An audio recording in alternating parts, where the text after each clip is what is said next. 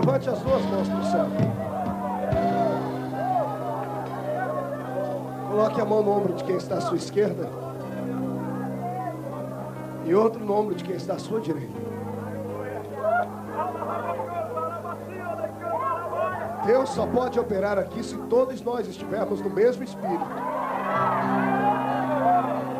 Senhor, eu faço um pedido agora, para que eu possa começar a pregar. Se há alguém com espírito contrário aqui nesta noite, queima ele agora. Queima agora, Senhor. Agora, se todos estão no mesmo espírito, que desça sobre esta igreja uma unção de glória. Já!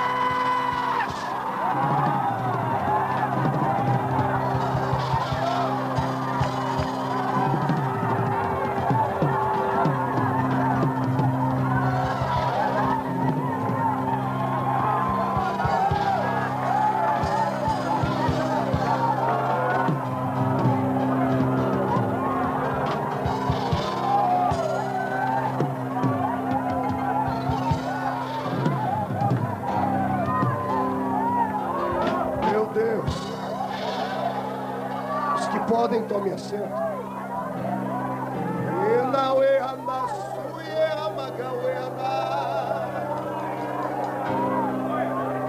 Isso é na chuina gastou a mão.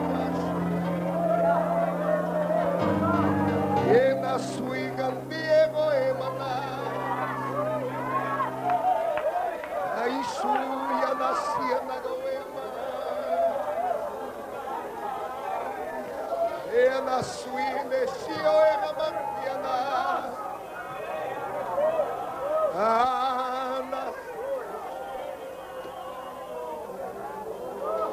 Deus está aqui.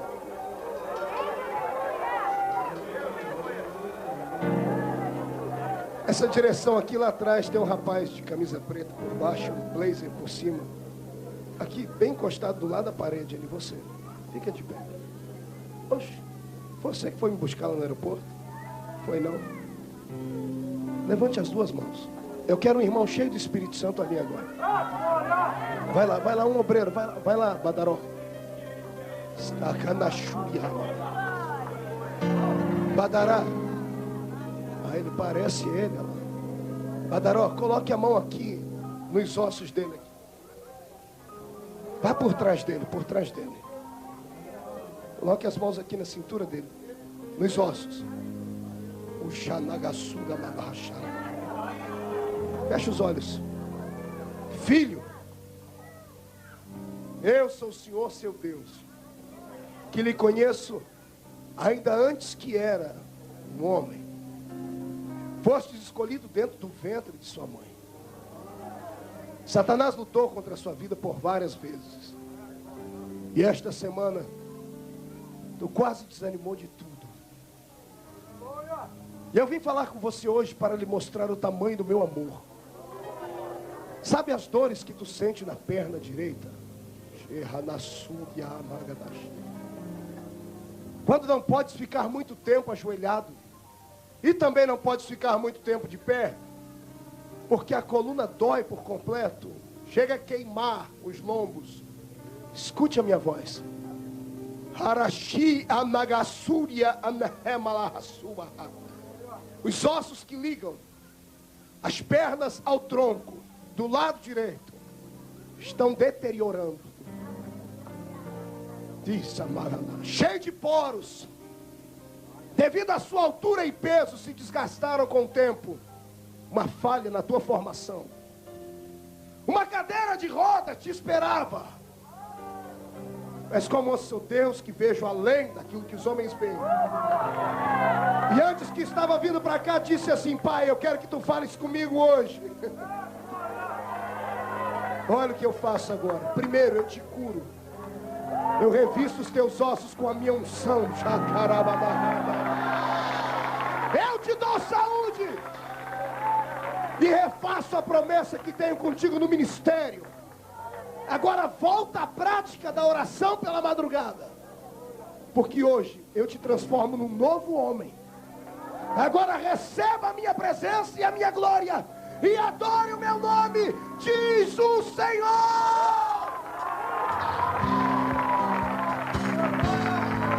Adore a Deus, igreja, adore a Deus.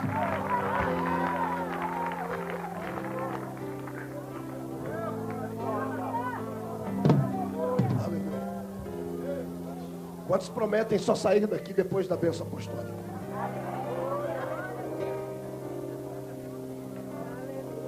Pois bem, estamos aqui com 2 textos na mão.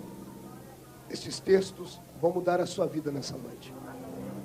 Estava eu essa tarde falando com Deus em Espírito, e o Senhor me trouxe a lembrança de uma segunda-feira que eu preguei no Congresso de Malden há 2 anos atrás. Quando eu falei sobre os sonhos. Quem se lembra daquele culto? Quem não trouxe lenço, prepara aí a ponta do vestido, porque vai ser um culto igualzinho àquele. Deus hoje falou ao meu coração sobre sonhos que tem que continuar. Amém? Então olhe para o seu irmão e diga: o sonho tem que continuar. Custe o que custar, doa quem doer, você vai chegar lá. Então olhe para cá. Nesta noite Deus me deu a história de Moisés, as 3 fases da vida dele. Moisés foi um homem que viveu em uma época além da sua época. Era um homem que o mundo não era digno de tê-lo lá. Foi um homem que nasceu marcado de lutas e dificuldades e problemas. Um homem que desde a sua tenra infância soube o que era pressão, luta, perseguição. Andou do lado da morte várias vezes. E tudo isso tinha que ter um porquê. O problema na vida da gente é que nós sempre trazemos para dentro do peito e da mente aquela velha pergunta: por quê? Por que isso? Por que aquilo? Por que Deus permitiu isso? Por que Deus não fez assim? Por que Deus não fez assado? A vida da gente nessa terra, enquanto aqui vivemos, será cercada de porquês. E ainda que às vezes nós não tenhamos a resposta aqui, um dia Jesus olhou para os discípulos e disse: naquele dia nada me perguntareis. Porque existem coisas que só no céu vamos ter a resposta. Uma delas é o motivo do sofrimento da gente. Por que o crente sofre tanto, irmãos? Olhe para o irmão que está à sua esquerda. Agora olhe para o que está à sua direita. Parece que por trás desta maquiagem bonita, e por trás desse cabelo bem cortado, e desse gelzinho aí passado com um pouquinho de tupete, parece que debaixo desta roupa tão bem posta, e deste perfume importado aí do lado, existe uma pessoa completamente triste nessa noite. Parece que tantas pessoas que estão sorrindo por fora, por dentro estão em cacos quebrados. Não parece, não é? Não parece porque nós só vemos o que está por fora.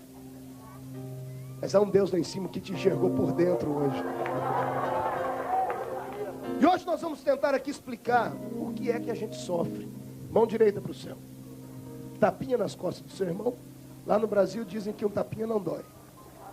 Então dê um tapinha no seu irmão e diga para ele: hoje você vai descobrir por que você sofre tanto. Então vamos lá.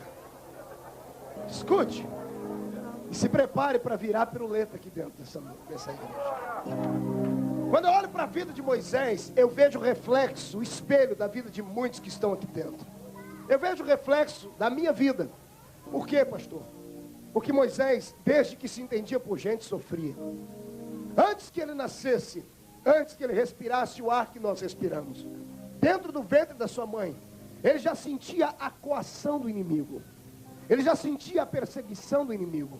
Porque na época em que ele nasceu, toda mãe judia, todo judeu, desejava ter um filho homem.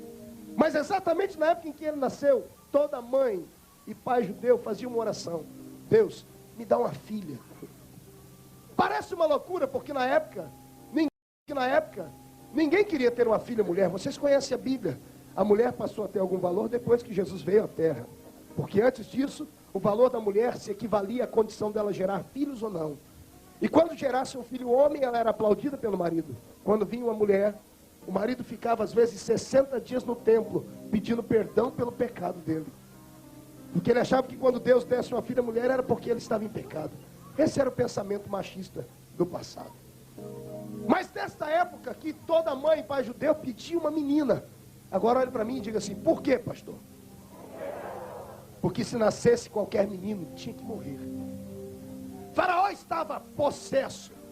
Satanás, vendo chegar os seus dias de se cumprirem, a profecia de Gênesis 3:15, em que da semente da mulher nasceria um que esmagaria a sua cabeça, viu ali uma chance de bloquear a ação de Deus, e fez então com que todos aqueles que nascessem do sexo masculino, no meio do Egito, tinham que morrer.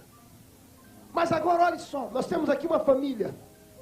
O pai era Arão, a mãe era Joquebede. Já tinha 2 irmãos, Arão e Miriam. A família estava completa. Quando a mãe engravida deste menino, eu fico imaginando quantos não deram a ela o conselho, aborte.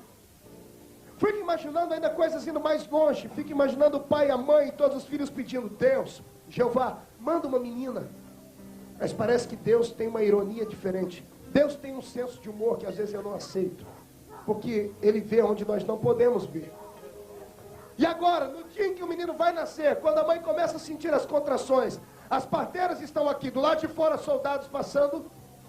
Quando sai o bebê de dentro do ventre da mãe, a parteira, em silêncio, em meia voz, diz assim à mãe, nasceu um menino. E quando diz nasceu um menino, Moisés, eu acredito que não teve nem oportunidade de chorar. Porque o choro de um menino é diferente do choro da menina. Possivelmente soldados já estavam preparados para aquilo. E se houvesse um choro de menino, eles entrariam lá, matariam o menino. Se a mãe lutasse, mataria a mãe. Qual pai veria a mãe morrer e não lutaria? Mataria o pai, assim a família toda seria dizimada. Então eu acredito que quando Moisés nasceu, um pano tapou a sua boca. Foi-lhe roubado o único direito que uma criança tem depois que sai do ventre da mãe, que é chorar. Dizem até que a criança chora quando sai do ventre da mãe, porque o seu pulmãozinho está fechado. E pela primeira vez ele respira o oxigênio. E quando respira, o pulmão abre. A dor é tremenda e a criança chora. Agora imagine um menino chorando sem poder chorar. Um pano na sua boca. Eu sei que muitos aqui sofrem, mas eu duvido que alguém tenha tido esse tipo de sofrimento. Não passou muito tempo. Toda vez que o menino fosse chorar, uma mordaça nos seus lábios. Mas o menino foi crescendo. E por ironia do destino, ao invés da criança morrer, cresceu mais bela do que todas as outras. Abra um parênteses para explicar. Quando Deus tem uma chamada na vida de alguém, essa pessoa é diferente. Ela é diferente de alguma forma. Na beleza física, ou mesmo no excesso de feiura. Ela é diferente. Porque ela nasce com a história escrita para a eternidade. Ela é como a história do velho patinho feio. Nasce fora de hora. Nasce no meio de pessoas que jamais vão entendê-la. Mas há uma missão para ela na terra. 3 meses depois, a mãe, ao invés, imagine todo pai judeu, pastor Fernando, queria ir contar para os vizinhos, olha, nasceu meu menino. Que mãe não gostaria de mostrar um bebê bonitinho, todo rosadinho, olhinhos claros, dizendo dadá, gugu? Qual mãe não gostaria? Mas ela não podia. Tinha que trancar o menino lá dentro da tenda. E ao invés de sentirem alegria, sentiam medo de qualquer hora um soldado descobrir. 3 meses depois, nosso irmão Arão senta do lado da mulher e diz, querida, nós não podemos ficar com esse menino. Se ele ficar aqui, nós vamos perder os outros filhos que temos. Se Faraó descobre, se os soldados descobrem, vão nos matar também. Agora imagine você, uma mãe, ter que decidir entre um dos filhos para ficar. Imagine ter que escolher entre esse ou esse. 3 meses já é uma vida para quem é gestante. O menino já estava amamentado, estava gordinho. A mãe sentiu o seu calor, o seu cheiro. Mas olhando que a família poderia ser dizimada, pega o menino e coloca ele dentro de um cestinho. Pega um cestinho e joga ele nas águas do rio Nilo. As águas do rio Nilo não eram um córrego, muito menos uma lagoa. Era um rio de correntezas fortíssimas. Um rio que se estendia por centenas de quilômetros por vários lugares. E agora eu quero que você olhe e tenha uma visão de um cestinho com um bebê de 3 meses, dentro das águas do rio, sem ninguém poder segurar. Eu li um dia desses um romance que alguém disse que Miriam amarrou uma linha naquele cestinho para acompanhar o cestinho na beirada do rio. Mentira! São pessoas que tentam ajudar Deus a fazer milagre. Deus não precisa de ajuda de homem para fazer milagre. Deus é autossuficiente para fazer os seus milagres. Consegue ver? Feche os olhos. Vamos visualizar. Veja as correntezas. Veja um cestinho. E veja um bebê dentro dele. Com as duas mãozinhas para cima, brincando, sem senso de perigo nenhum. Para cima, só falando dadá, gugu. Água respingando no rosto dele. Consegue ver isso? Agora quer que eu te explique por que aquele barquinho não afundou? Eu não duvido que Satanás estava na polpa daquele barquinho para afundar o bebê. Porque Satanás teve a audácia de ir lá no barco onde estava o meu Jesus. Esperou Jesus dormir para levantar uma tempestade. E se não é Jesus ficar de pé e dizer, acalma-te, vento, aquieta-te, mar o barco te indo a pique. Se ele não respeitou Jesus e os discípulos, você acha que ele ia respeitar um bebê? Agora imagine os demônios soprando na água, batendo na água, as ondas batendo no cesto e o cesto não virava. As águas iam, levantavam, o cestinho ia lá em cima e não virava. Por quê, pastor? Simples. Quando Deus tem um plano na vida de alguém, tem um anjo que guarda ele. Imagine o anjo do Senhor ali com as asas estendidas, segurando aquele cestinho, e os demônios todos bravos, irados, e gritando lá para dentro do inferno, não dá para derrubar esse cesto. E Satanás gritando, por que não? Porque tem um anjo muito grande aqui. Um só para derrotar todos nós. Ninguém consegue chegar perto. É luz, é fogo, é glória, é unção, é poder. O rio Nilo era a mãe de todos os crocodilos, que a Bíblia chama de Leviatã. Leviatã era um crocodilo. Imagine você um jacaré de 3 metros. A boca aberta pode engolir um homem em idade adulta. Imagina os crocodilos vindo com a boca aberta. Só que não podia comer o cestinho. Porque Deus já estava preparando um anjo capaz de fechar a boca de animais. Eu não duvido que o anjo que fechou a boca dos crocodilos para não engolir Moisés, foram lá depois fechar a boca dos leões para não comer Daniel também. O que eu descubro aqui é que quem tem uma chamada de Deus na vida vai sofrer. O sofrimento é a linguagem daquele que tem uma posição a galgar na casa de Deus. Se você não quer lutas, se você não quer problemas, se você não quer perturbações, se você não quer ter intrigas com o diabo, seja um crente comum, um crente domingueiro, desses que entra aqui dentro e fica mascando esse chiclete, é igual atribulado. Isso, chega tarde, faz aquela oraçãozinha de boa noite, Jesus, senta aí, cruza os braços e fica analisando o culto. Aí antes de terminar, porque o demônio das 9 horas já deve estar te atormentando aí, quer te pegar para levar embora para casa. Porque amanhã você tem que correr atrás do dólar. Se você não quer problemas com o mundo espiritual, seja um crente comum. Não se envolva com esse negócio aqui não. Não se envolva com esse negócio de cair, de pular. Fica aí na sua. Fica aí geladão, sorveteriano. Fica na sua. O diabo não vai te tocar, pastor. Graças a Deus, uma pinóia. Sabe por que o diabo não vai te perturbar? Porque você já está na metade do caminho do lado dele. Está ouvindo? Quando eu olho no meio da igreja e vejo um crente muito calado, muito quieto, irmão, eu tenho medo. Tenho medo porque é calculista e frio. Porque se não pega fogo essa lenha seca, miserável, irmão, é porque tem alguma coisa errada na vida dele. E se não gosta de barulho, é pior ainda. Porque tem medo de Jesus levantar os profetas e catar ele pelo colarinho. Mas de hoje você não escapa. Deus te pega aqui hoje. Deus vai te pegar.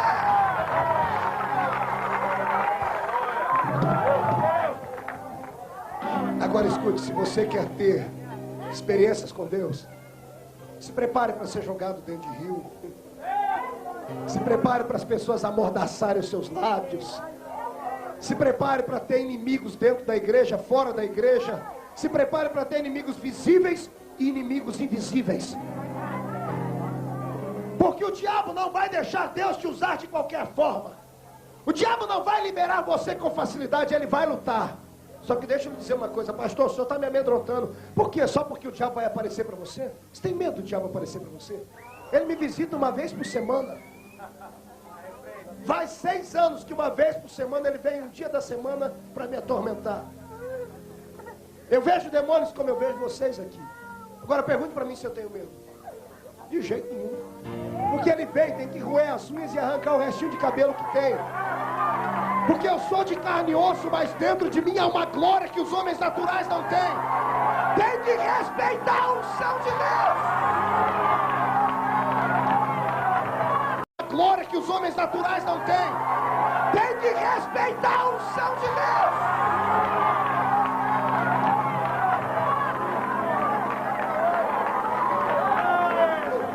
Escuta aí. Pastor, eu vou até meia-noite hoje. Você toca até meia-noite. Escuta aí.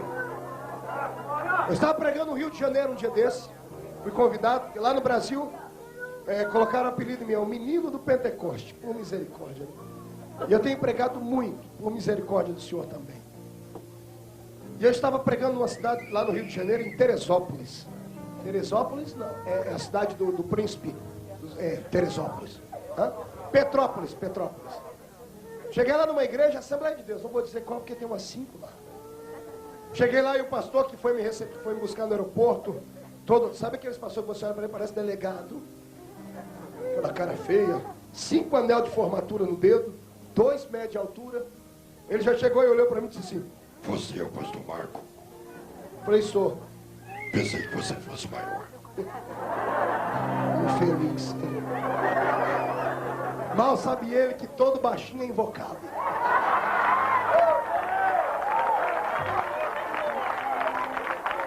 No meio do caminho ele foi me dando desculpa para o culto dele. Falou: "Olha, pastor, como é meio de semana, era uma quinta-feira. Eu quero que o senhor não se preocupe com o número de pessoas. É que meu povo trabalha, são universitários, empresários, doutores." Eu cheguei naquela igreja para umas 2.000 pessoas sentadas. E sabe quantas pessoas tinham? 22. Ele disse: "Mas amanhã tem mais."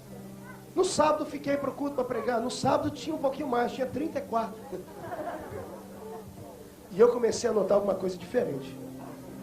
Me deram um quartinho em cima, assim, na igreja, aqueles quartinhos de rancho para profeta mesmo. Uma cama, uma mesinha de madeira e uma moringa d'água.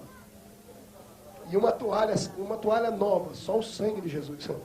Odeio toalha nova, irmão. O duro que tem na igreja um monte de crente que parece toalha nova, né?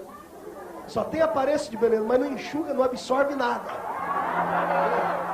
Tudo que pinga em cima dele cai para lá, cai para cá. Oh, Jesus! Ainda bem que tem um monte de crente que parece toalha usada, né? Parece uma esponja. Mas vamos lá. Aí eu deitei, dobrei o joelho, orei e fui dormir, pastor. 3 e pouco da manhã eu acordei, mas com peso na cabeça. E eu tinha deixado a luzinha assim acesa do abajur que eu estava lendo. E quando eu senti aquele peso na cabeça, eu fui levantar, irmãos. Eu não consegui mais levantar a cabeça, eu senti garras, unhas. Já me arrepiou até aqui, a coluna inteirinha, né? Arrepiou, eu já soltei a bomba atômica. O sangue de Jesus tem poder, acabou. Quando eu disse o sangue de Jesus tem poder, aquilo tirou daqui, eu olhei para cima e eu vi. Quando um demônio deu um salto mortal e ficou de pé na cama. No pé da cama. Eu sentei, olhei para ele, ele olhou para mim, os olhos amarelos, um cheiro de enxofre. E ele disse para mim: "O que é que você veio fazer aqui?" Porque eu mando nessa igreja há 6 anos. Eu mando nessa igreja há 6 anos. Mando no púlpito. Ciclo de oração já transformei em ciclo de confusão. Grupo de jovens já transformei num bando de delinquentes juvenis. Eu manipulo essa igreja. O que é que você veio fazer aqui? Eu olhei para ele e disse: "Eu não tenho conversa com você. Sai em nome de Jesus." Ele explodiu numa nuvem de fumaça e foi embora. Aí eu não consegui mais dormir. Escute. Parece brincadeira, mas não é. O mundo espiritual é muito sério. É muito sério. Passei aquela noite toda orando, dispensei o almoço, a janta, cheguei na igreja no domingo. Veio um pouquinho mais de pessoas. Naquele dia, eu falei para o pastor: "Fecha as portas aí." Fecharam todas as portas. Fechei a Bíblia e disse: "Eu não vou pregar, não posso pregar." E o pastor disse atrás: "Por quê?" "Porque essa igreja é comandada por demônios." Quando eu disse, irmão, o homem ficou numa ira. Ficou endemoniado. Ele levantou e disse: "Mais respeito com a minha." Antes dele falar a minha, ele caiu no chão. Caiu, veio 2 obreiros para tentar levantar ele, caíram os 2 também. Os crentes começaram a enfiar a cabeça debaixo do banco, irmão.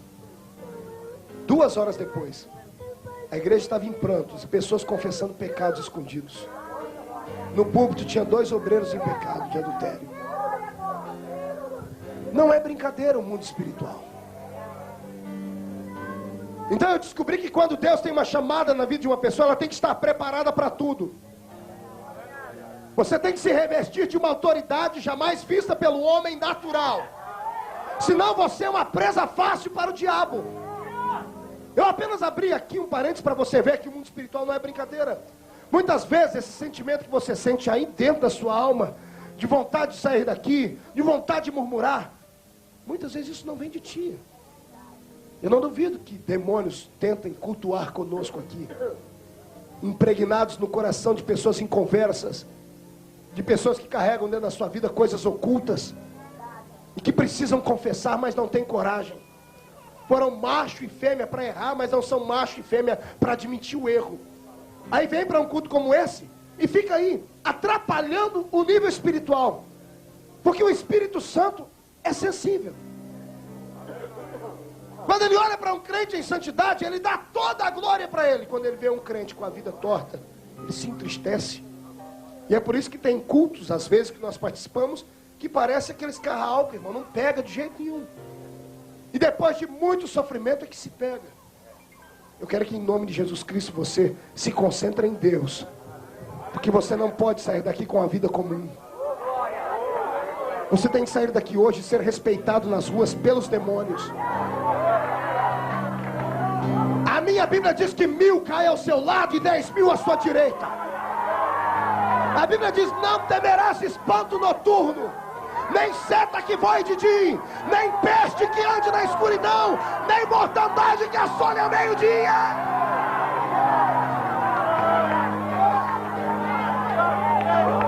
Agora vira para o seu irmão e diz: você tem medo de demônio, irmão? Responde aí, você tem?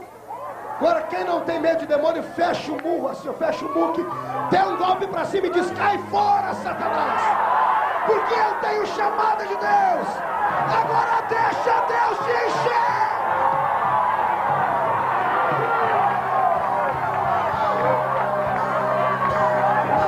Aleluia. Agora sente. Vamos continuar. É hoje. Vai ter demônio que vai mudar da rua onde você mora hoje. Escute. Por que sofre o crente? O crente não sofre sem sentido. Não é perseguido em vão. Ele só é perseguido quando Deus tem um plano na vida. Quando eu vejo um crente chegar em mim chorando, dizendo: pastor, me ajude em oração que eu estou passando pelo vale, eu dou logo uma gargalhada. Toco nas costas dele e digo para ele: parabéns. É sinal que Deus vai fazer uma obra muito grande na sua vida. Quando eu olho para a vida de Moisés, eu vejo reflexo da vida de muitas pessoas que estão aqui. Fecha os olhos agora, você vai chorar. Tem gente aqui que é como Moisés. Não foi jogado dentro de um mar, dentro de um rio. Mas tem gente aqui, amados, que quando era criança sofreu tanto, tantas doenças. Lembra da sua mãe dizendo que você teve pneumonia dupla? Que você caiu dentro de um poço e quase morreu afogado? Daquele carro que quase te matou? Lembra da sua mãe te contando coisas assim do seu passado? Que ela tinha que vender o almoço para comprar janta para lhe dar? Lembra das pessoas tentando te aliciar para o crime? Do estupro que você sofreu, a tentativa dele quando era na infância? Das desgraças que ocorreram dentro da sua família para te jogarem para fora? Das palavras de maldição que o seu pai rogou contra a sua vida, dizendo que você não ia valer nada, não ia funcionar nada, tudo que você fizesse ia dar para trás. Não é que você era um rejeitado, é porque o diabo, mesmo não sabendo o futuro, ele é psicólogo em alto nível. Ele não precisa ouvir a voz de Deus dizendo: eu tenho um plano na vida daquela mulher. Ele fica te sondando. E ele vê como Deus te abençoa. E ele vê você quando você está debaixo da árvore cuidando das ovelhas com a sua harpinha cantando. O Senhor é o meu pastor, nada me faltará. O diabo não precisa de uma revelação como muita gente aqui precisa. Muitas pessoas são levadas por revelação e vêm para ele. Se Deus não me revelar hoje, sai para lá, ô fariseu. O diabo não precisa de uma revelação porque ele vai além daquilo que pode ser revelado. Ele olha para a sua vida. E ele sabe o que Deus tem na sua vida. E por isso você quase foi morto quando era criança. Aquela doença não veio à toa. Aquele vento não veio à toa. É porque ele percebeu que Deus já tinha um plano na sua vida. Aquela doença não veio à toa. Aquele vento não veio à toa. É porque ele percebeu que Deus já tinha um plano na sua vida. Eu era menino. Minhas tias contam que minha mãe tentou me matar em um aborto mal feito. Mamãe foi assassina de crianças. Minha mãe abortou mais de 150 bebês. Na minha cidade ela é chamada de fazedora de anjo. Com 6 anos de idade eu descobri a parafernália dela dentro do guarda-roupa. Dá medo, parecia uma câmara de tortura. Os utensílios que ela usava para provocar aborto em outras pessoas. Numa discussão em casa com a família, uma tia minha jogou na cara dela que ela tinha tentado me matar. Depois eu escutei a história inteira. Quando ela engravidou, não sei quantos ela abortou antes de mim, mas quando ela engravidou do Marco aqui, ela tentou fazer de tudo. Ela esmurrava a barriga, tomava remédio, ia para o hospital com como é que chama? Hemorragias. E ela não conseguia matar. Um dia ela em desespero, pegou uma faca para se matar, disseram minhas tias. Mas não conseguiu. Minhas tias não eram crentes, mas uma delas disse a ela: senhora, se você não consegue matar esse, é porque esse tem que nascer para alguma coisa.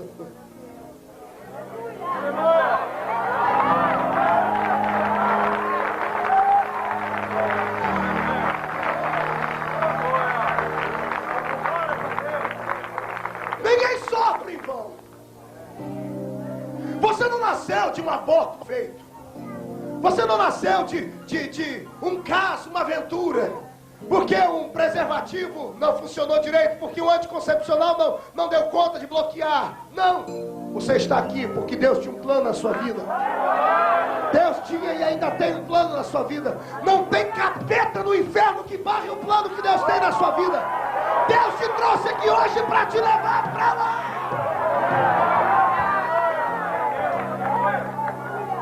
Sofrimento faz parte. Tem coisas que nós nunca vamos conseguir explicar. Tem coisas que nós não precisamos. Podemos até perguntar, mas Deus não vai responder. Eu costumo dizer que o crente não tem que entender nada. Tem que aceitar tudo. Estava pregando uma vez no Rio de Janeiro. Terminei um culto daqueles, sabe, que Deus desce na igreja. 400 e poucas pessoas batizadas com o Espírito Santo. Eu me senti um super-homem. Eu queria que entrasse na minha frente aquele dia todos os demônios do Rio de Janeiro. Eu ia esmurrar eles todinho. Estava com muita graça. E eu que queria procurar demônios para bater, encontrei não demônios, mas uma irmã ferida. Uma velhinha. Veio na minha frente, eu olhei para ela e disse: vai bem, irmã, contigo? E ela disse: é, pastor, com Jesus vai bem. Eu olhei para ela e disse: filha, eu sei que com Jesus vai bem, mas estou perguntando contigo, vai bem contigo? Está feliz por dentro? Maldita a hora que eu perguntei. Ela olhou para mim e entrou numa crise de choro. Agarrou meu paletó com as 2 mãos. E disse assim para mim: pastor Marco, o senhor disse aí que Jesus guarda. E onde é que Jesus estava alguns dias atrás? Eu moro numa favela. Tive a infelicidade de ser pobre, viúva e mãe de alguns filhos. Saímos de um culto abençoado. Morando numa taperinha no morro. Eu num quarto, minhas crianças no outro. Oramos para dormir.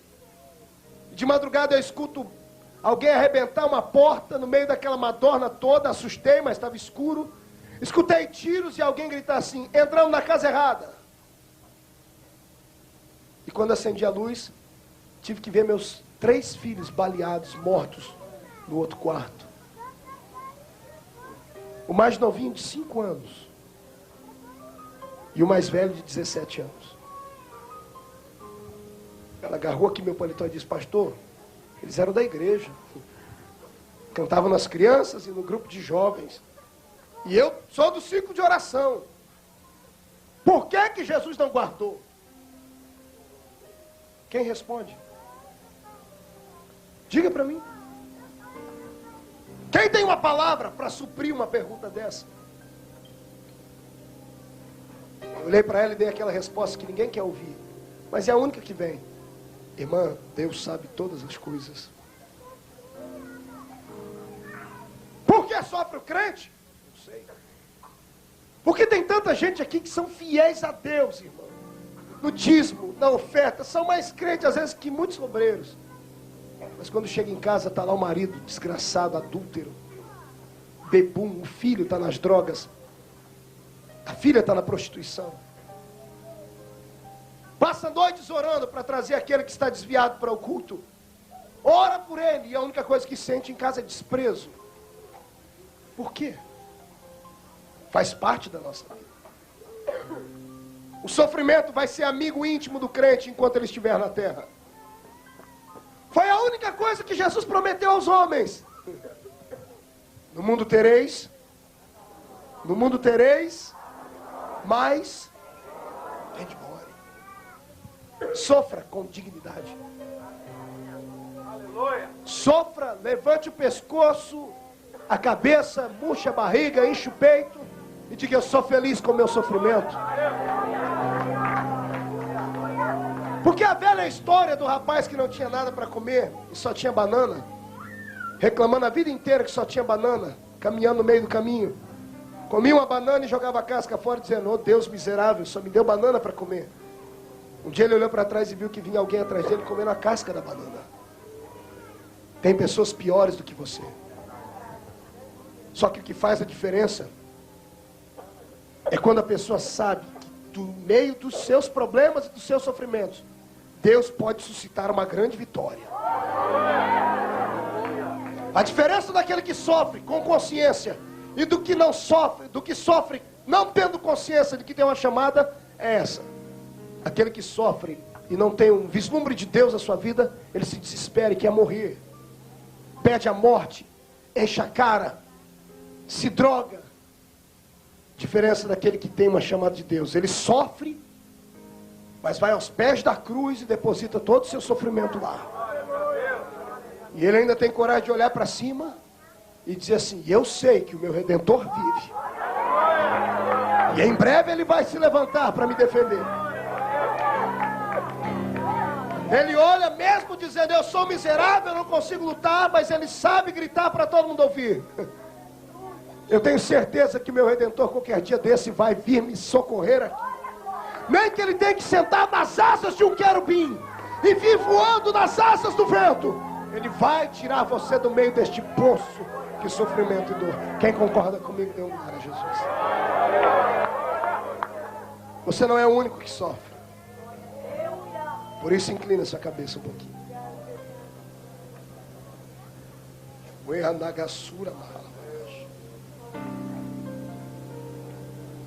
Jesus vai começar a fazer operação aqui dentro agora. Na alma.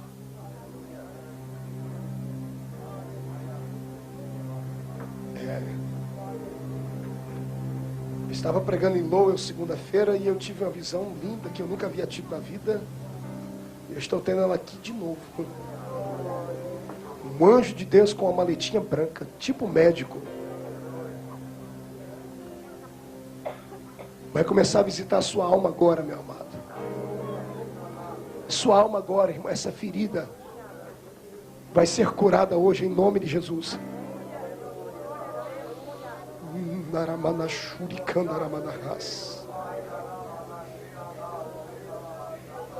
Seu sofrimento tem um sentido. É o preço da chamada.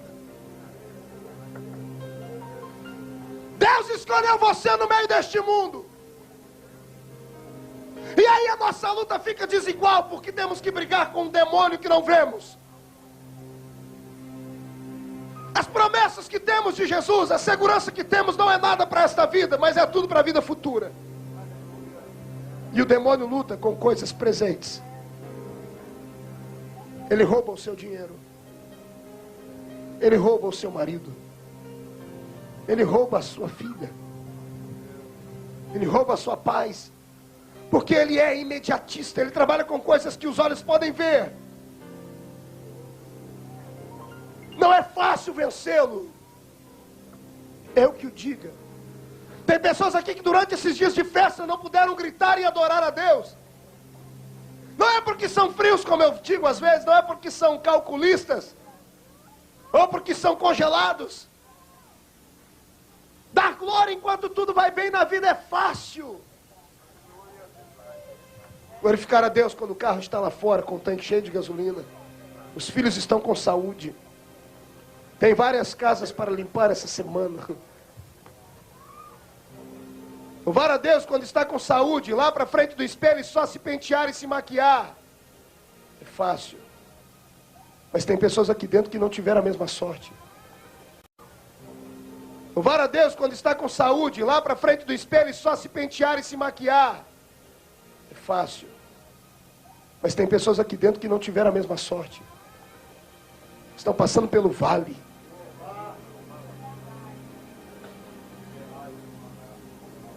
Eu escuto gemidos aqui, irmãos. Gemidos inexprimíveis. Chora mesmo, irmão. E é a única coisa que você pode fazer que o diabo não lhe roubou ainda. Isso é avivamento. Imitar um pulinho, cair aqui, falar em línguas. Eu já até vi o diabo imitar. Quero ver imitar essas lágrimas aí.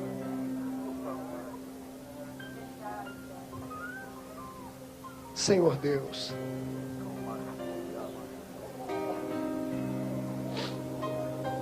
Uriandaramassu, calabas.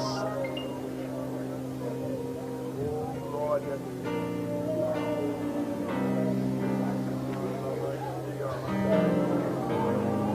Vai lá, Senhor.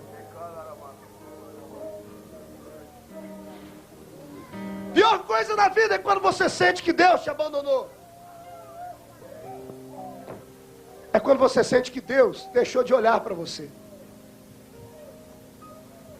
É quando você vem para uma reunião como essa, vê o irmão de capular, o outro ali saltar e você não sente mais nada. Você questiona e Deus não responde. Isto é doloroso. Só que muitas vezes não é que Deus não esteja te ouvindo. É que Ele não pode responder ainda. Porque se Ele responder, Badaró, você perde a bênção. É o processo da chamada. É o barro na mão do oleiro. E o oleiro vai amassando. Vai amassando. E a estrutura do vaso é fraca. E o vaso se quebra. E o oleiro molha ele de novo e vai moldando. Até sair alguém do jeito que Deus quer. Deixa eu dizer uma coisa aqui, um segredo que você vai ter que saltar dessa cadeira aí. Deus mandou ministrar para o coração. Deus nunca deixa você sozinho sem nada. Eu li a vida de Jó várias vezes e chorei muito. E um dia eu olhei para o céu e disse: Deus, o Senhor roubou tudo de Jó. Tudo. O Senhor roubou não, desculpe. O Senhor permitiu que o diabo roubasse tudo de Jó. E os argumentos da Bíblia, desculpem vocês, eu tenho a mente de Cristo, mas tem coisas que eu não aceito. A história de Jó é uma delas. Não acho justo Deus permitir que um ser maligno venha tocar no seu filho apenas por uma questão de se provar que ele é ou não é fiel. É um pensamento meu. E o dia que eu li a história de Jó, eu fechei a Bíblia e disse: Deus, o Senhor é ruim. Disse isso a Deus. E Deus disse: eu não sou ruim. O Senhor deixou Jó perder tudo que tinha. Tudo que ele construiu a vida inteira. E o Senhor disse: quem disse que eu deixei ele perder tudo? Eu disse: está na Bíblia. Os filhos morreram, a mulher abandonou, a casa caiu, os bois foram mortos, outros foram queimados, a terra, a plantação, perdeu tudo. E o Senhor disse: eu nunca deixo meus servos perderem tudo. Eu olhei para o céu e disse: tá, o Senhor vai dizer para mim que deixou ele com esperança. Esperança não é concreto, não se pode tocar. Você vai dizer para mim que o Senhor deixou ele com fé. Fé não é concreto, não é palpável. E o Senhor disse a mim: eu deixei a ele uma coisa concreta. Eu deixei para ele o saldo de uma riqueza. Eu disse: qual é o saldo dessa riqueza?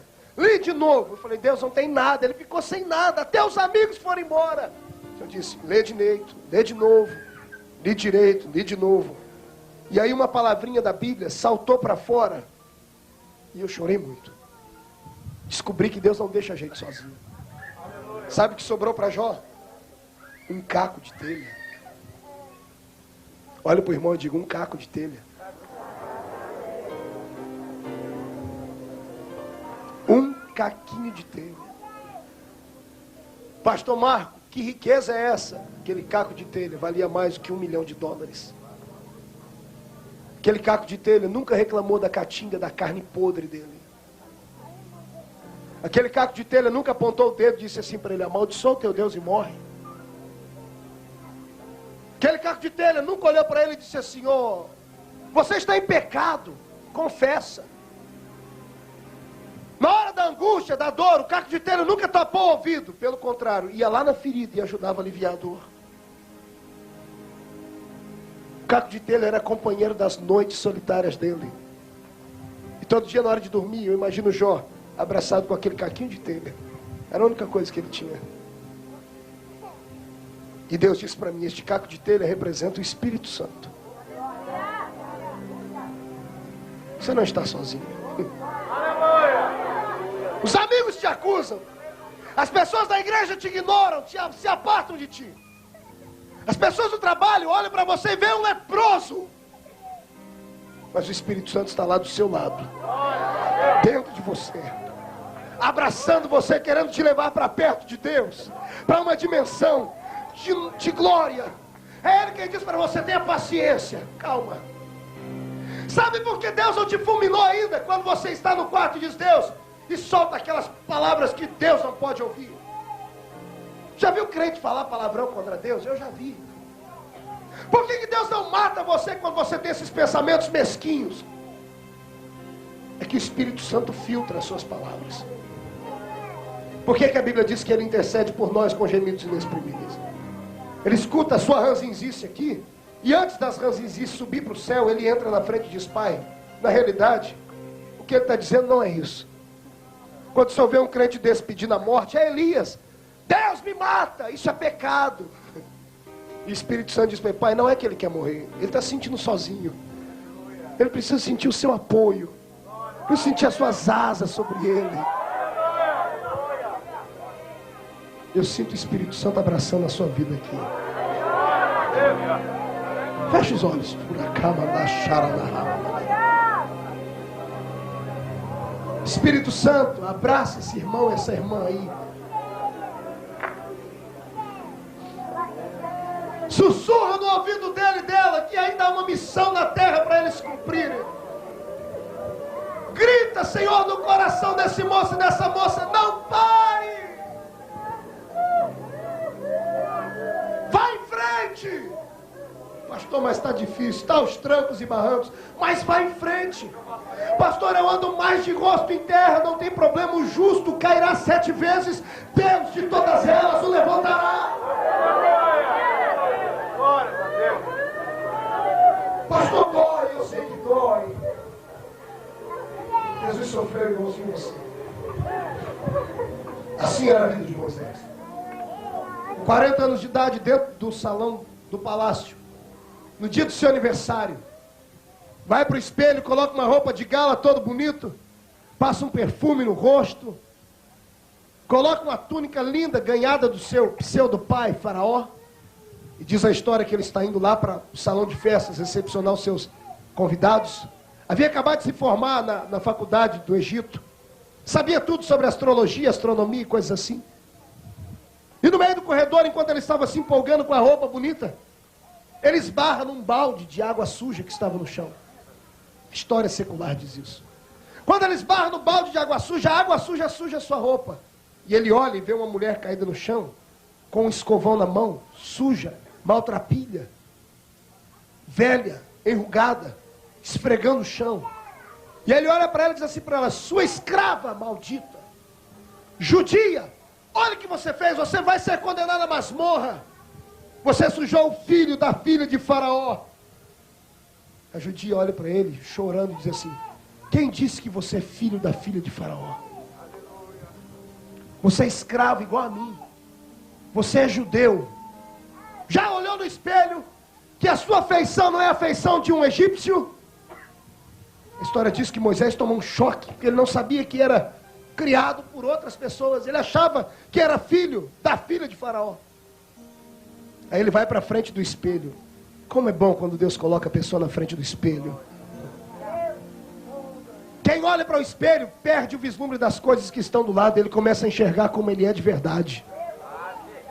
Não se fantasia, não se mascara. Não faz como você, meu irmão, que vem aqui para a igreja de Everett, vê todo esse movimento, gostaria de estar nele, mas não está por dentro. Aí o que faz? Se mascara de uma falsa espiritualidade que não tem.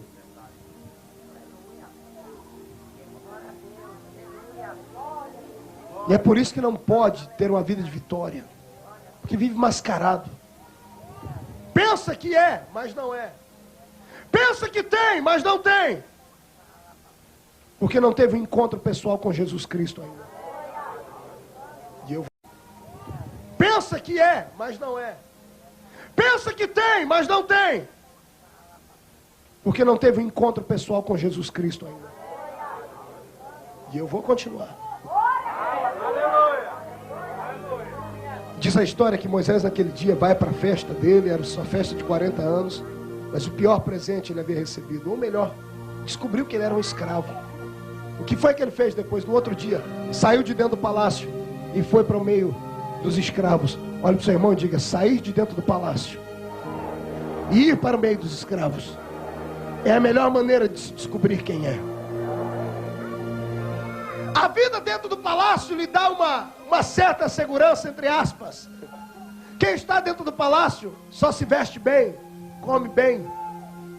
As pessoas fazem tudo que ele manda. A vida fora do palácio é outra realidade.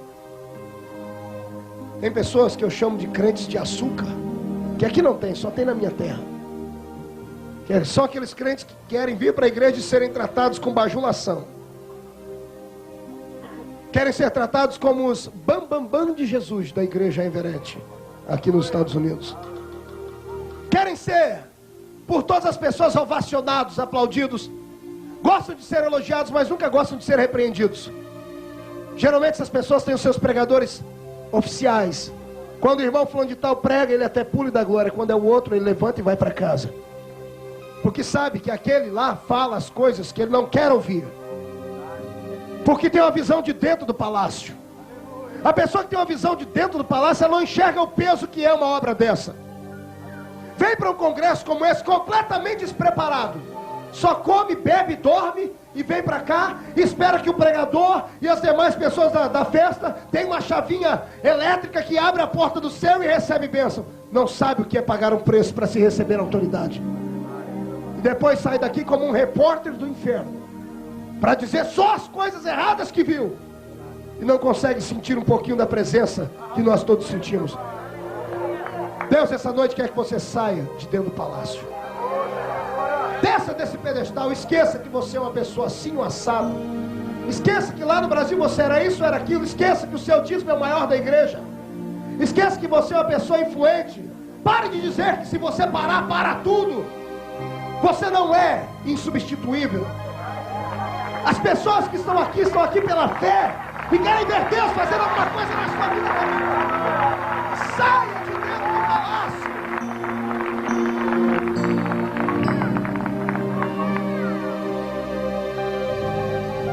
Sabe quando é que você vai se envolver com a oração, mulher? Quando você sentir o que essas mulheres da oração sentem. Desfrutar das bênçãos é muito bom. Agora pagar o preço para se obtê-las é muito difícil. Ficar dentro do palácio, ser servido pelas pessoas, ter a roupa passada na hora que quer é muito fácil. Quero ver ir lá para o meio do deserto, quero ver ir lá para o meio dos escravos, ver eles trabalharem. Foi o que Moisés fez. A pressão foi tão grande que no primeiro dia que ele saiu de dentro do palácio, matou um homem.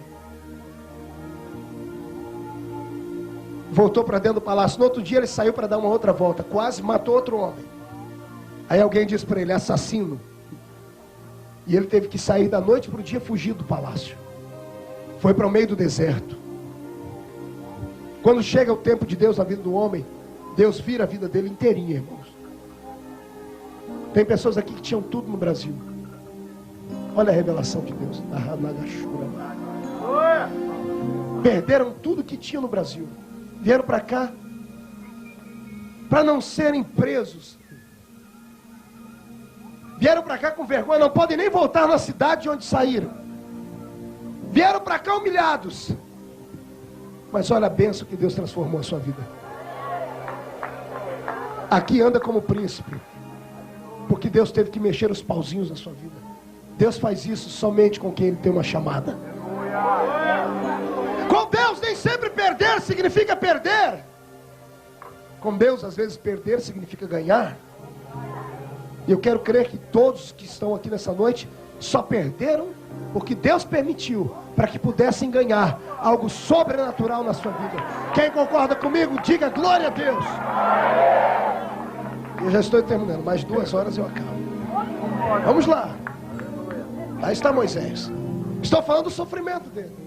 Coitadinho, não sofreu nada na vida, né? Boca tapada quando nasceu, riu quando tinha 3 meses, adotado por uma família. Com 40 anos de idade, descobre que quem havia adotado, ele não era filho deles de verdade. Descobre que o seu pai e a sua mãe viviam no meio dos escravos que levavam a comida para ele comer e a roupa para ele vestir. Um dia depois mata alguém. Alguém aqui já sofreu desse tanto? Não bastasse isso, agora foge para o meio do deserto. E um homem acostumado a tomar banho nas banheiras de hidromassagem do Egito, com sais minerais, a vestir púrpura, agora vai para o meio do deserto catingar suor.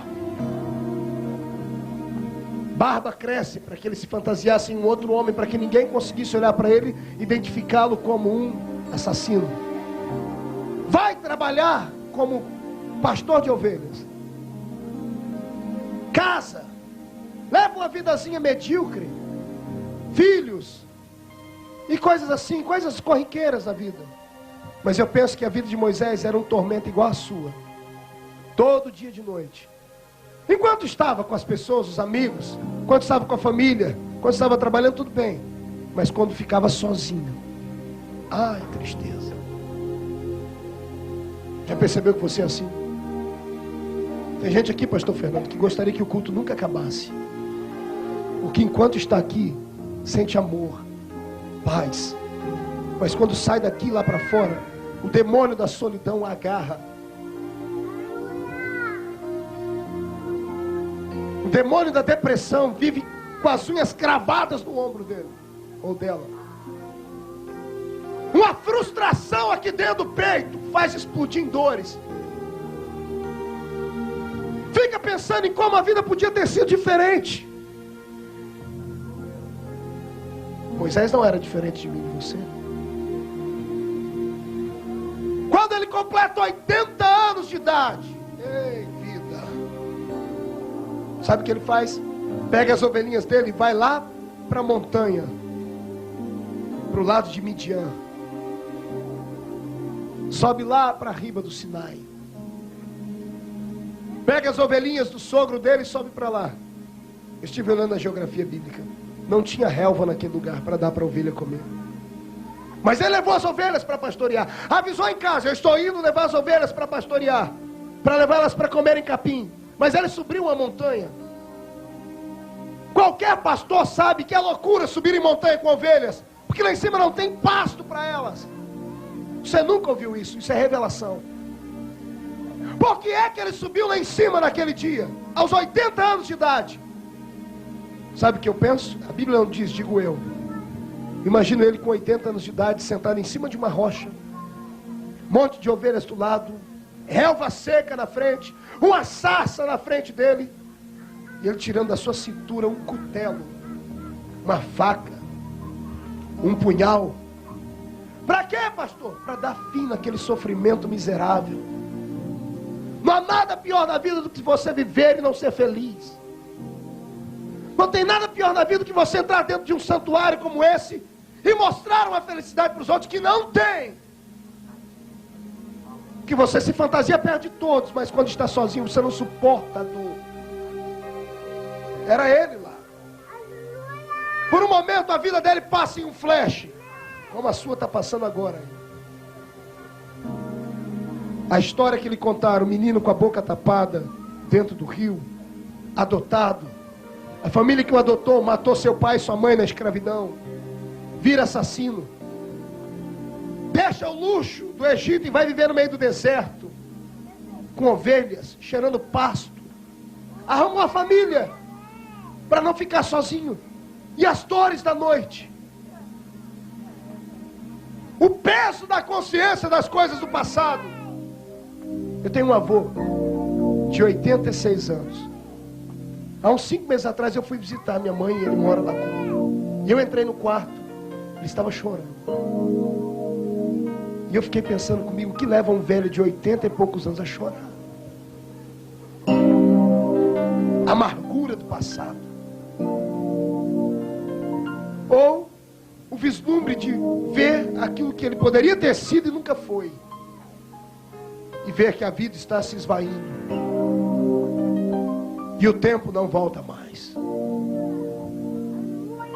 O Senhor me diz ao coração que hoje mulheres aqui, isso é revelação, olharam para o espelho na hora que estavam se arrumando para vir para a festa e disseram assim: Deus. Olharam para o espelho na hora que estavam se arrumando para vir para a festa e disseram assim: Deus, eu não sou mais uma garotinha. As rugas chegaram, meu corpo se deformou e eu nunca fui feliz. Deus estava te vendo lá dentro naquele dia, neste dia. Lá está Moisés, pronto para pegar o cutelo e cravar no peito para dar cabo na sua vida. Penso eu. Mas antes dele fazer isso, porque nós temos um Deus que leva o homem ao limite. Olha para o seu irmão e diga: Deus leva o homem ao limite. Deus não leva a 10 passos do limite. Deus leva o homem no limite. Deus leva o homem a um passo da morte. Quando Ele quer dar para esse homem e para essa mulher uma vitória muito grande. Deus deixa Abraão levantar o cutelo para cima para cravar no bucho do seu filho. E aí então o anjo vem, coloca a mão e para. Deus te levou ao limite, irmão. Poxa, pastor, no final do congresso eu tinha que me lembrar tudo isso. Sim, não adianta fugir dos problemas. Você pode cobrir hoje, amanhã, depois, mas cedo ou mais tarde, daqui para frente, você pode fazer uma loucura. O suicídio podia estar rondando a sua casa. E quando Moisés estava no limite, o que é que acontece na frente dele? Uma sarça começa a ficar incandescente. Um fogo aparece nela, mas ela não se consumia. Imagina Moisés olhando, limpando os olhos, pensando ser uma miragem no deserto. E ele olha de novo e o fogo vai aumentando. Quando ele percebe que o fogo não consumia, eu imagino ele saindo da rocha, dando 2 passos para trás. Do meio da sarça sai uma voz gritando: Moisés! Moisés! Tire essa alparca dos seus pés, porque o lugar em que você está é terra santa. Escute. Sabe o que me emociona nessa história? Moisés nunca tinha falado com Deus. Deus nunca tinha falado com ele. Mas Deus, quando foi falar com ele, chamou ele pelo nome. Isso significa que a história da vida de Moisés estava na mão de Deus, traçada. A sua história está na mão de Deus, traçada. Ai, Jesus, eu estou tendo aqui um vislumbre do seu futuro. Sabe o que eu vejo hoje? O diabo rasgando um monte de planos e jogando dentro do lixo. Planos do que, pastor? De derrotas feitos para a sua vida. Planos de desespero, de depressão, de morte, de desgraças. Por que ele está rasgando, pastor? Porque Deus está lhe revelando e abrindo seus olhos. O seu sofrimento não veio para te humilhar, mas veio para te levantar do pó, te colocar de pé e te fazer um guerreiro na presença de Deus. Se você concorda comigo, levante essas duas mãos para cima e adore ao nome do Senhor, mas adore com a alma, adore Ele.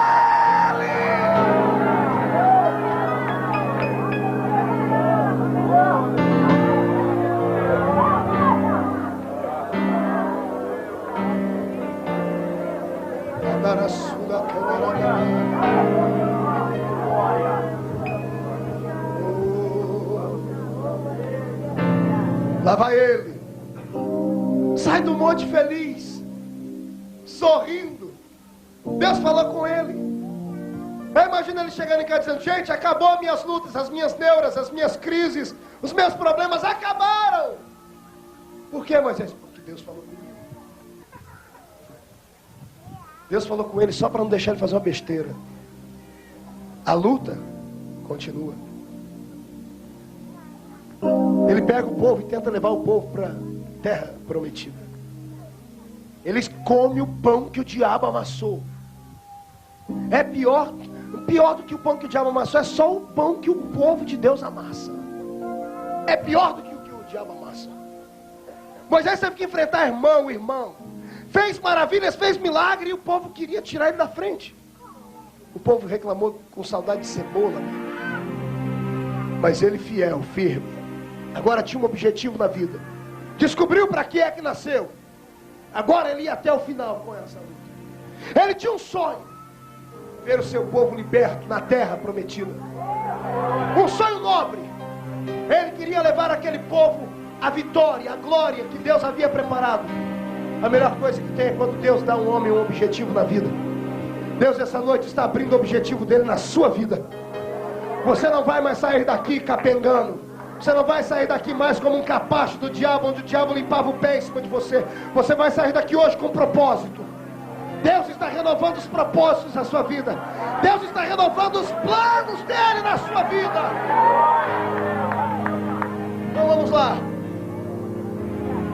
Quem aqui tem um sonho?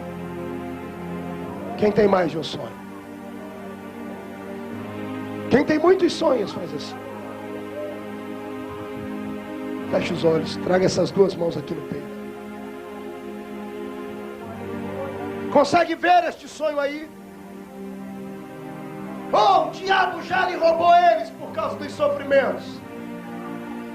Oh, você já se entregou às fraquezas por causa deste sonho. Tente ter um vislumbre dele, porque é neste lugar que você vai chegar. Não importa o que diga, não importa o quanto sofra, importa que você vai conquistar. Talvez não seja do jeito que você quer, mas será do jeito que Deus quer. Levante a cabeça e olhe para cá, vamos terminar. Moisés ficou 40 anos no deserto. Ele viu todo o povo que ele trouxe do Egito morrer. Só 2 ficaram com ele: Josué e Caleb. 3 milhões de pessoas morreram no deserto. Tem frustração maior do que isso para um líder? Você falar para o povo: vamos que nós vamos chegar lá. Fazer mulher viúva, fazer mulher grávida, velho, andar pelo meio do deserto 40 anos com uma promessa: nós vamos chegar lá. E ninguém chegar.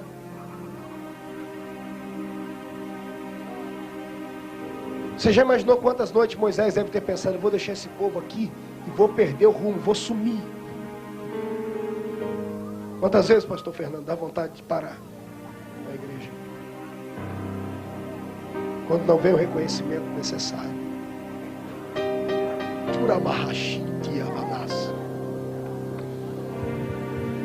Filho meu, vamos conversar.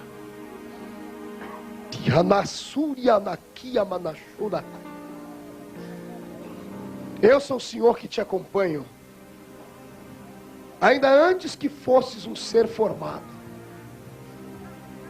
porque na eternidade passada te escolhi. Eu investi em você muito. Eu fiz com que você saltasse muralhas. Fiz com que você fosse um homem. Fiz com que a sua vida fosse uma vida diferente. Fiz porque a minha glória se manifestar sobre o seu. Fiz com que coisas acontecessem na sua vida. Trouxe você a este apogeu onde me coloquei. E tu não sabes quantos, pela madrugada, buscam a tua destruição. Homens que lhe dão tapinhas às costas, que pertencem ao mesmo ministério que tu, olham com olhos altivos para tudo que eu lhe dei e maquinam mal contra ti nas madrugadas. Ramanais, Akarasúria, Mahai. Eu te assisto quando sorris para todo mundo que aqui está e sozinho choras. Quando tens que dar tudo aquilo que você tem para Tamaquiossiamai. E carentes fica da minha presença. Venho falar assim contigo hoje. A minha obra na sua vida é imensa. Os seus projetos são os meus projetos. Da sua família cuido eu. E não precisa de costa quente na terra. Precisa apenas da minha presença no céu. Chegará um dia, em que o seu nome será reconhecido e temido e respeitado. O nome será reconhecido e temido e respeitado. Não apenas neste país, mas em muitos lugares do mundo onde não sonhas, onde tu não fores com o seu corpo, a sua voz e a sua imagem irá. Te escolhi como um líder, porque és homem de coragem, não tens afrouxado, por isso eu te amo. E hoje, regaçul terrais necanto rebahai, renovo todos os seus projetos, renovo todos os propósitos, e eu te dou uma autoridade nova nesta noite.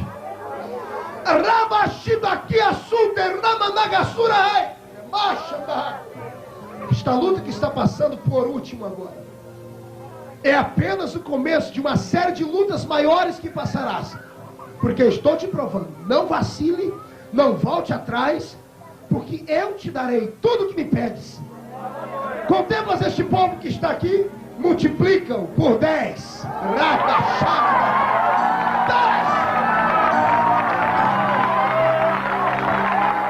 Marachão.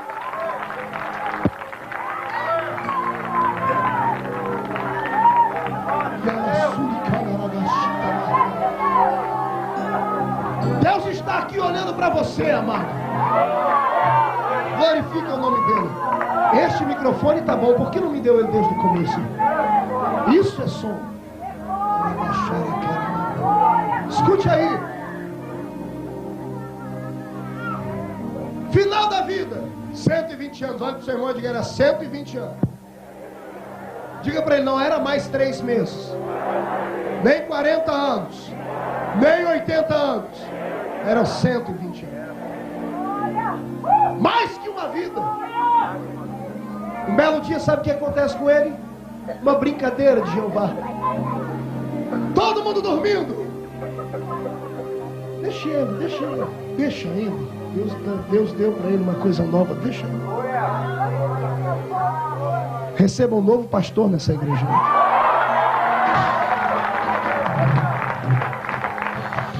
Escute. 120 anos.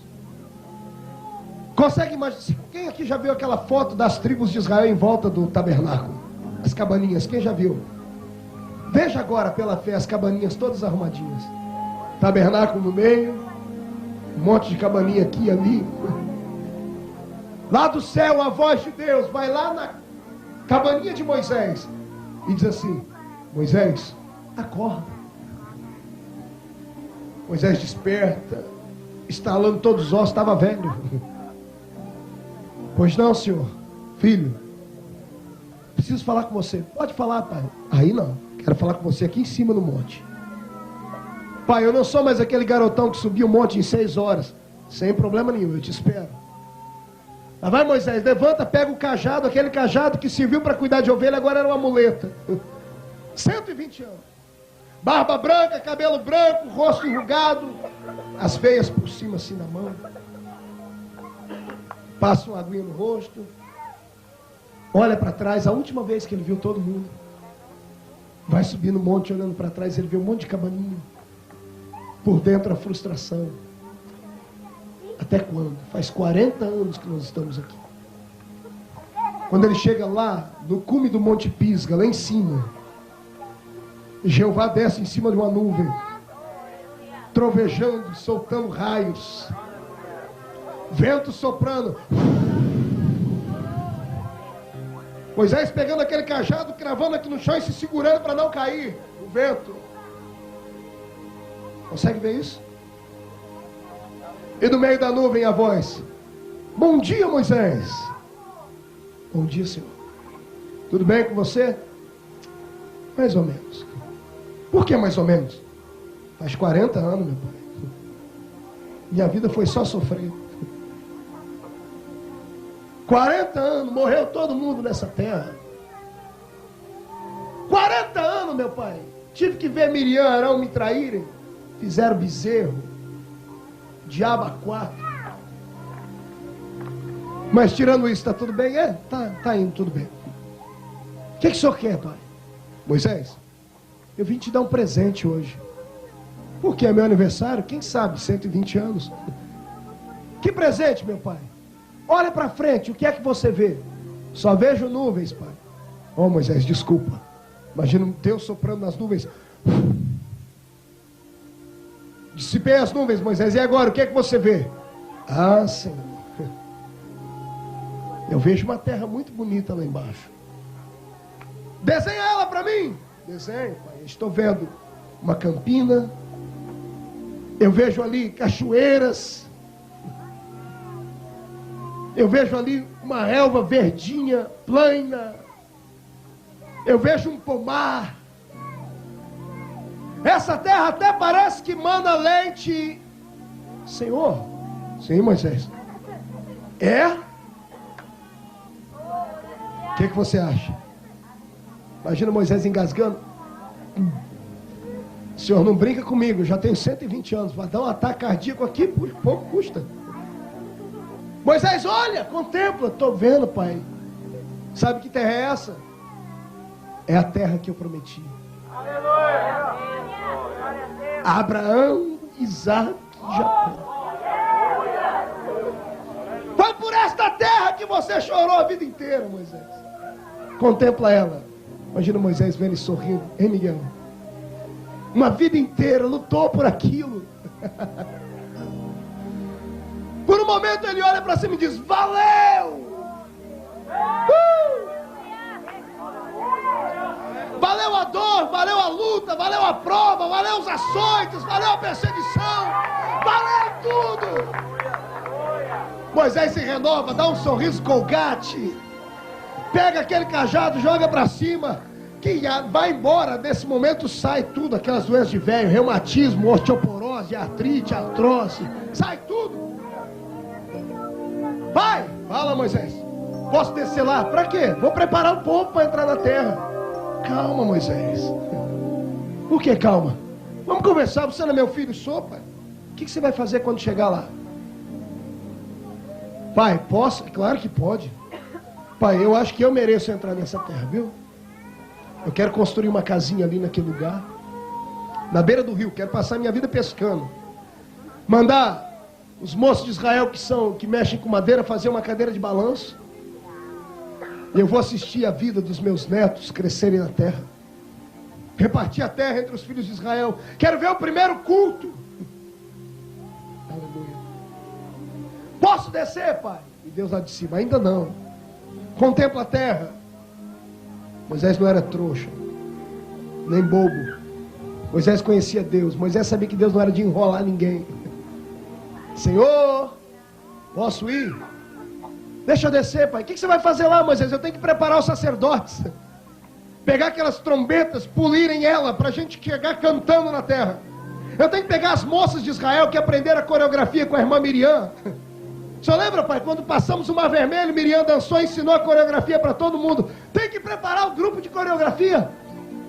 Tem que pegar os homens, as mulheres, preparar eles para entrar na terra. Posso ir, pai? Ai. Lá do céu, Deus responde assim, ó.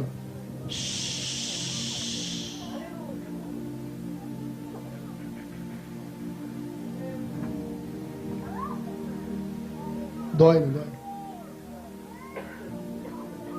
Você lutar a vida inteira por uma coisa, há um dia de receber, perder tudo. Moisés estava um dia na terra. Se ele tivesse uma asa delta, ele pulava, chegava lá em 40 minutos. Aí Deus olha para ele e diz: Moisés, fecha os olhos. Por quê, pai? Fecha os olhos. Abre os braços. Imagina Moisés abrindo os braços. E agora, Senhor? Aí Deus começa a soprar lá de cima. A roupa de Moisés balançando, vento no cabelo, barba. Senhor, que é isso? Moisés. Da nuvem sai uma mão com o dedo assim estirado. Moisés de olhos fechados não vê. O dedo vai lá no coração dele. E Deus diz: Moisés, morre! O nome será reconhecido e temido e respeitado. Não apenas neste país, mas em muitos lugares do mundo onde não sonhas, onde tu não fores com o seu corpo, a sua voz e a sua imagem irá. Te escolhi como líder, porque és homem de coragem, não tens afrouxado, por isso eu te amo. E hoje, regaçul terrais necanto rebahai, renovo todos os seus projetos, renovo todos os propósitos, e eu te dou uma autoridade nova nesta noite.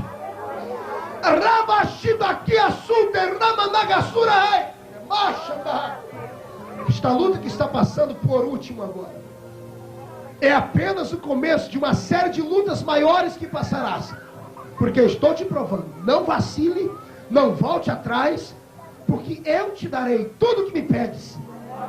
Contemplas este povo que está aqui, multiplicam por 10.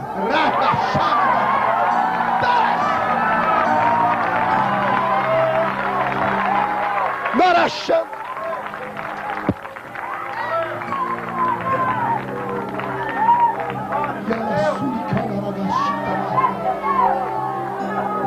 Deus está aqui olhando para você, amado.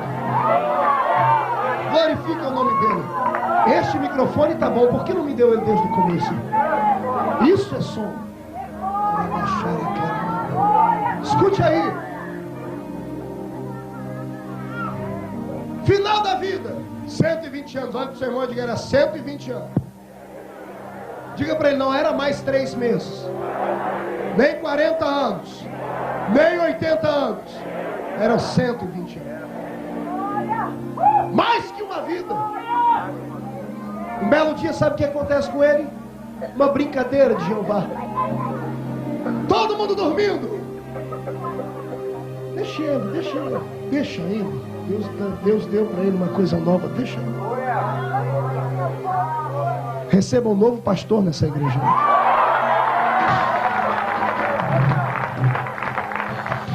Escute.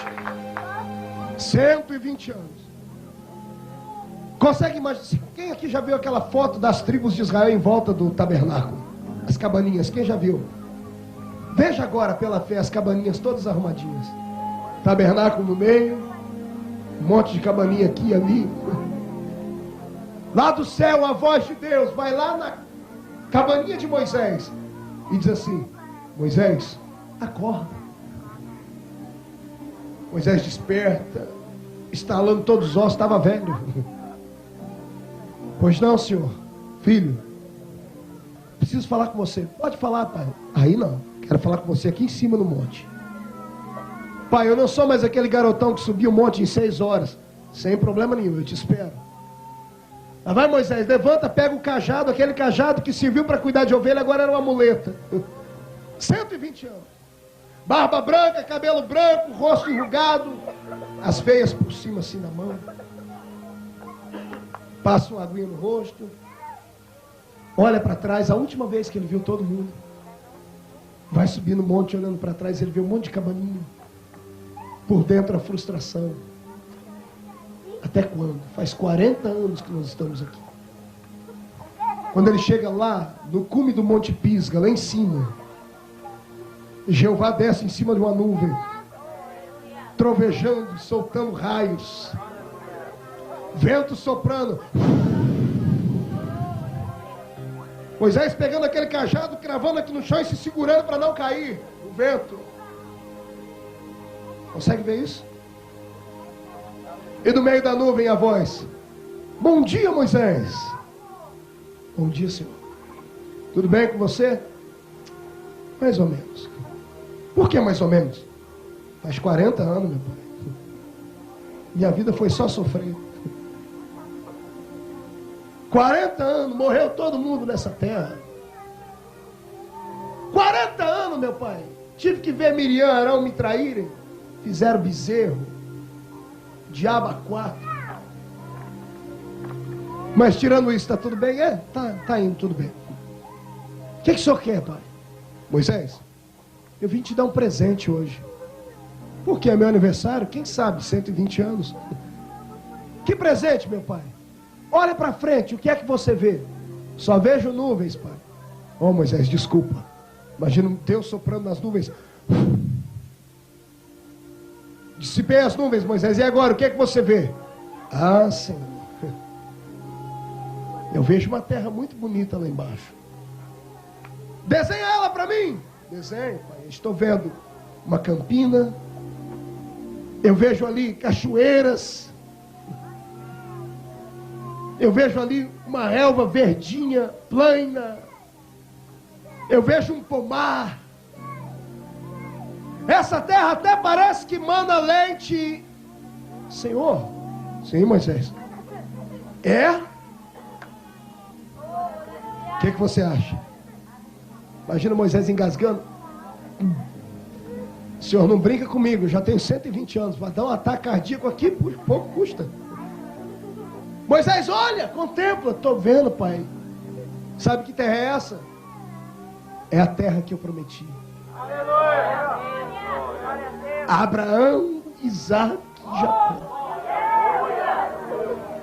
Foi por esta terra que você chorou a vida inteira, Moisés. Contempla ela. Imagina Moisés vendo e sorrindo. Hein, Miguel? Uma vida inteira lutou por aquilo. Por um momento ele olha para cima e diz: valeu! Valeu a dor, valeu a luta, valeu a prova, valeu os açoites, valeu a perseguição, valeu tudo. Moisés se renova, dá um sorriso colgate, pega aquele cajado, joga para cima, que vai embora. Desse momento sai tudo, aquelas doenças de velho, reumatismo, osteoporose, artrite, artrose, sai tudo. Vai, fala Moisés, posso descer lá? Para quê? Vou preparar o povo para entrar na terra. Calma, Moisés. Por que calma? Vamos conversar, você não é meu filho, sou, pai. O que você vai fazer quando chegar lá? Pai, posso? Claro que pode. Pai, eu acho que eu mereço entrar nessa terra, viu? Eu quero construir uma casinha ali naquele lugar, na beira do rio, quero passar minha vida pescando. Mandar os moços de Israel que mexem com madeira fazer uma cadeira de balanço. Eu vou assistir a vida dos meus netos crescerem na terra. Repartir a terra entre os filhos de Israel. Quero ver o primeiro culto. Aleluia. Posso descer, pai? E Deus lá de cima: ainda não. Contempla a terra. Moisés não era trouxa, nem bobo. Moisés conhecia Deus. Moisés sabia que Deus não era de enrolar ninguém. Senhor, posso ir? Deixa eu descer, pai. O que você vai fazer lá, Moisés? Eu tenho que preparar os sacerdotes. Pegar aquelas trombetas, polirem ela, para a gente chegar cantando na terra. Eu tenho que pegar as moças de Israel que aprenderam a coreografia com a irmã Miriam. O senhor lembra, pai? Quando passamos o Mar Vermelho, Miriam dançou e ensinou a coreografia para todo mundo. Tem que preparar o grupo de coreografia. Tem que pegar os homens, as mulheres, preparar eles para entrar na terra. Posso ir, pai? Ai. Lá do céu, Deus responde assim, ó.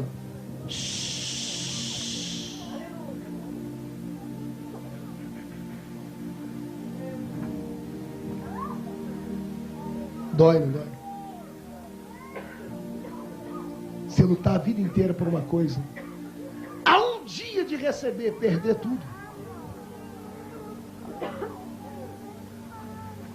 Moisés estava um dia na terra. Se ele tivesse uma asa delta, ele pulava, chegava lá em 40 minutos. Aí Deus olha para ele e diz: Moisés, fecha os olhos. Por quê, pai? Fecha os olhos. Abre os braços. Imagina Moisés abrindo os braços. E agora, Senhor? Aí Deus começa a soprar lá de cima. A roupa de Moisés balançando, vento no cabelo, barba. Senhor, que é isso? Moisés! Da nuvem sai uma mão com o dedo assim estirado. Moisés de olhos fechados não vê. O dedo vai lá no coração dele. E Deus diz: Moisés, morre! Moisés, morre!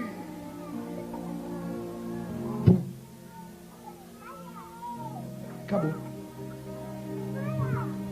Há um dia da bênção. Você não é o único que sofre. Faz parte da chamada. Parece loucura, mas não é. Faz parte do processo da chamada de Deus. Consegue imaginar como Moisés morreu? Moisés morreu com uma pergunta aqui: por quê? Quem merecia entrar naquela terra mais que ele, irmão? Fala para mim, quem? Quem? O homem deu a vida, deu sangue por aquilo. Aí eu peguei a Bíblia de novo e disse: pai, o senhor é ruim.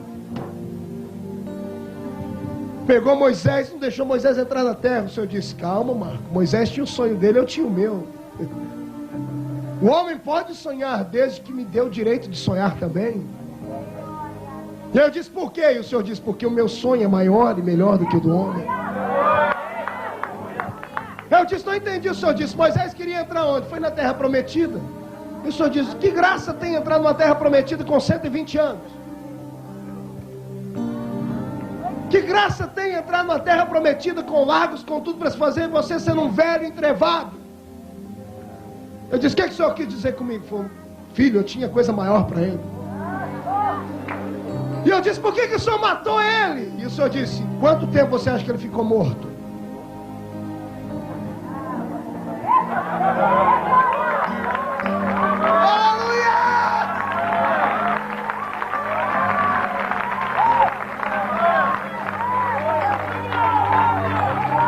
Faz nada sem propósito. Ei, você que entende Bíblia, fala para mim, quanto tempo Moisés ficou morto? Fala para mim, 1 ano? 1 dia? 5 minutos? 10 segundos? Se eu te disser que ele não morreu, você acredita? Pastor, mas a Bíblia diz que ele morreu. A Bíblia diz que ele foi sepultado. Aonde é que ele foi sepultado? Se fosse na terra, o diabo acharia. Se fosse no monte, o diabo acharia. Porque o diabo conhece essa terra mais do que eu e você. Um dia ele foi para o céu e disse assim: ó Deus, eu venho de passear e rodear a terra. Ele conhece tudo. Por que ele não achou o corpo de Moisés? Porque o corpo de Moisés foi sepultado na eternidade. Escuta. Quando Deus diz morre, eu imagino Moisés tomando um susto e abrindo o olho e só soltando por quê? E fechou o olho de novo. Antes do corpo cair na terra, Moisés percebe que ele não tinha morrido. Aí ele abre o olho. Aí onde é que ele está? Diante do trono de Deus.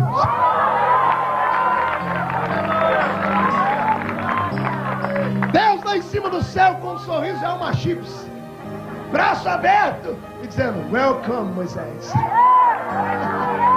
Moisés bate a mão no corpo. Senhor, o que aconteceu? Cadê aquelas veias, aquelas coisas de velho? Moisés, isso aí é para a terra. Aqui você é um novo homem com um novo corpo. E a ciática, reumatismo, que isso aí é coisa para cá? Maldição da terra. Moisés não queria ir para uma terra que mandava leite e mel. Ele foi para a terra que manda leite e mel. Mas pastor Marcos, o senhor está me enrolando. Estou não, irmão. Tá, porque Moisés queria entrar na terra aqui. Quem disse que não entrou? 2 dias depois. Olha para o seu irmão e diga: 2 dias depois. 2 dias depois ele estava na terra. Pastor, o senhor é louco? Não. Eu creio na Bíblia. A Bíblia diz que um dia para o Senhor é como? E 1000 anos para o Senhor é como? 2 dias depois. 2000 anos depois. Nesses 2 dias eu imagino Moisés conhecendo o céu, indo no jardim, na Nova Jerusalém, passeando por todos aqueles lugares, conversando com os anjos, com os santos que foram antes dele. 2 dias depois Deus chama ele e fala: Moisés, o que é, Senhor? Tu vai lá visitar a terra que você queria entrar nela. Vou, Senhor, vou sozinho? Não, tu vai, eu sei, e vai mais um profeta com você. 2000 anos depois, está Jesus andando na terra, numa boa, conversando com Pedro, Tiago e João. De repente Jesus para. Sim, pai. Agora, Pedro, Tiago e João, vamos subir comigo. Aonde, Senhor? Ali no Monte Tabor. Lá vai os 3. Chega no lugar, Jesus diz: vocês param aqui. Por quê? Porque eu tenho que vir para cá. Quando Jesus está aqui, o corpo dele se transfigura. Brilha como o sol. E quem é que aparece para conversar com ele? Quem? Quem? Quem? Então o sonho dele se cumpriu. Valeu sofrer. Ninguém perde com Deus. Ninguém perde com... A loucura de Deus é mais sábia do que toda a sabedoria do homem. Agora esse lugar vai virar um negócio. Fica de pé. Vai explodir tudo isso aqui. Por que, pastor? Porque os ladrões de sonhos estão batendo em retirada. Os demônios que provocam depressão e frustração estão caindo fora. Porque no encerramento deste congresso, o melhor vinho ficou para ele. Só quem tem sonhos. Tira esses fios daí, porque agora vai enroscar tudo aqui. Só quem tem sonhos. Só quem está sofrendo, passando pelo vale. Só quem está machucado. Sai do seu lugar e vem aqui.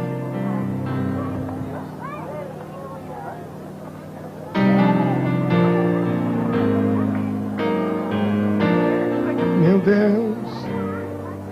E ninguém vai embora antes de dar a bênção apostólica. Vocês prometeram. Sharamagassuri miandarabachara.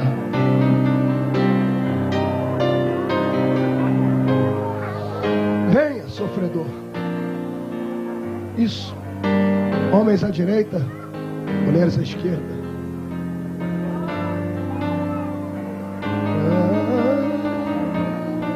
Venha.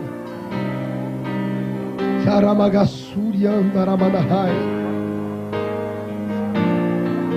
Taramassuri kandalavastergi andarashuri handekovenai. Haruias nakirimiou anash. Senhor, derrama a sua última lágrima. André, aquele hino, aquele, como é que é o nome dele? Permissão de Deus.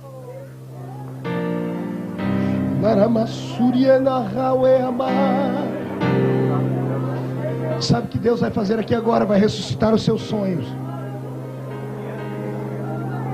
Deus vai aliviar por um momento o seu sofrimento.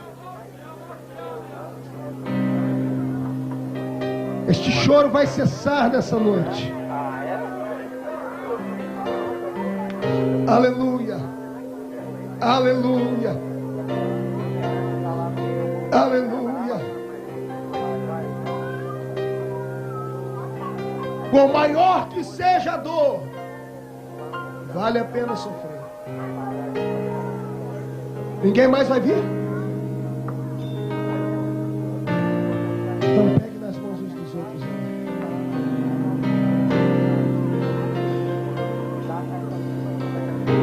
Feche os olhos. André vai cantar este hino para preparar o nosso coração. Cante, André. Permissão de Deus.